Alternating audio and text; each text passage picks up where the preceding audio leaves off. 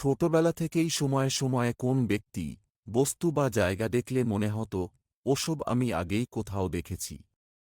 কিন্তু অনেক চেষ্টা করেও কিছুতে স্মরণে আনতে পারতাম না। কোন জায়গায় বন্ধুদের সঙ্গে হয়তো কোনো বিষয়ে আলোচনা করছি, তখন তাদের একজন হঠাৎ এমন একটা কথা বলেছে যা শুনেই আমার মনে হয়েছে তাই তো, এই ঘরে এই সব লোকের সঙ্গে আগেও আমি এই সব আলোচনা করেছি, এবং তখনও তো এই লোকটি এই কথাই বলেছিল। কিন্তু অনেক ভেবেচিন্তেও এর কারণ স্থির করতে পারিনি। পরে যখন পুনর্জন্মবাদের সঙ্গে পরিচিত হলাম, তখন ভেবেছি বোধহয় এইসব ঘটনা আমার পূর্বের জন্মে ঘটেছে এবং তারই আংশিক স্মৃতি কখনো কখনো আমার মনে উকি মারে।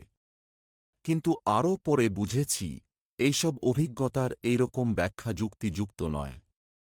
এখন মনে হয় এই জন্মে আমার যে সব লোক বা বিষয়ের সঙ্গে আমাকে পরিচিত হতে হবে, তা জন্মাবার আগেই চিত্র পরম্পরায় আমি কোনোভাবে দেখতে পেয়েছিলাম এবং ভূমিষ্ঠ হবার পরে সেই স্মৃতি সময়ে সময়ে আমার মনের মধ্যে উকি মারে। এন্ট্রান্স পরীক্ষার মাত্র ২-৩ দিন আগে দেখি জ্যামিতির কিছুই শেখা হয়নি।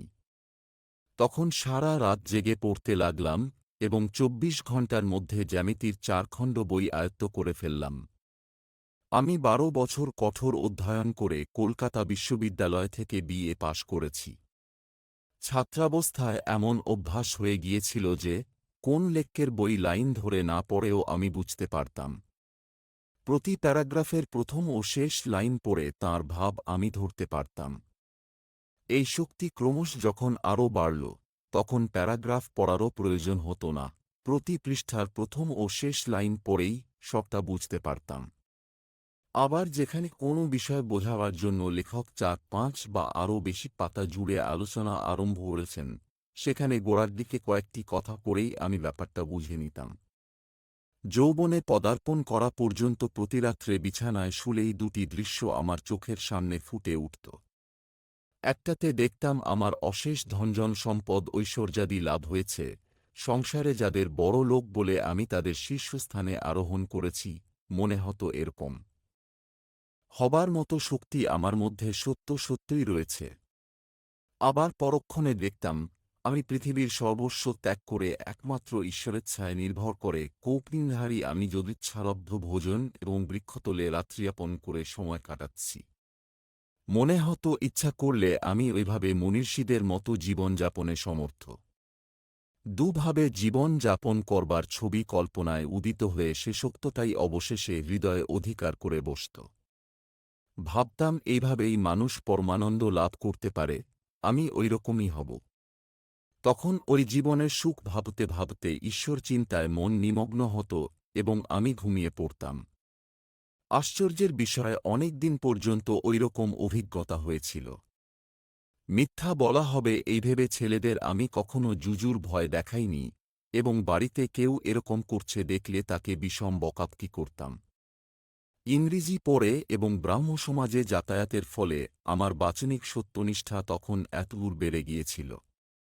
বর্তমান ১৯ শতাব্দী যুগের প্রারম্ভে অনেকের আশঙ্কা হয়েছিল যে, বলছি, ধর্মের ধ্বংস এবার অবশ্যম্ভাবী। বৈজ্ঞানিক গবেষণার তীব্র আঘাতে পুরাতন কুসংস্কারগুলো চীনামাটির বাসনের মতো চূর্ণবিচূর্ণ হয়ে যাচ্ছিল। যারা ধর্মকে কেবল মতবাদ ও অর্থশূন্য অনুষ্ঠান বলে মনে করত, তারা কিংকর্তব্যবিমূঢ় হয়ে গেল, ধরে রাখার মতো কিছুই তারা খুঁজে পাচ্ছিল না।